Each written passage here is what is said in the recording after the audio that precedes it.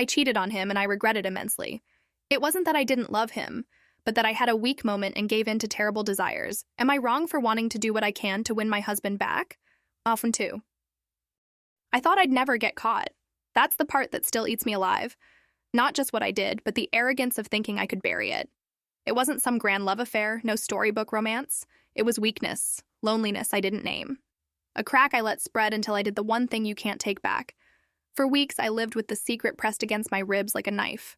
I smiled at him, cooked dinner, tucked the kids in, kissed his cheek goodnight, and all the while, I carried the guilt in silence. Then came the day he found out. I braced for rage, for shouting, for broken glass and slammed doors. But he didn't yell, he didn't curse, he didn't even cry. He just looked at me. And then he walked away. That silence?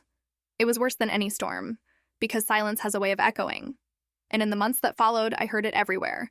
In the empty seat at the table, in the absence of his laughter, in the space he used to fill beside me in bed. When the divorce papers came, I signed them with shaking hands. The kids went with him. My family, his family, turned cold. I was alone, stripped bare of everything except the shame I had earned.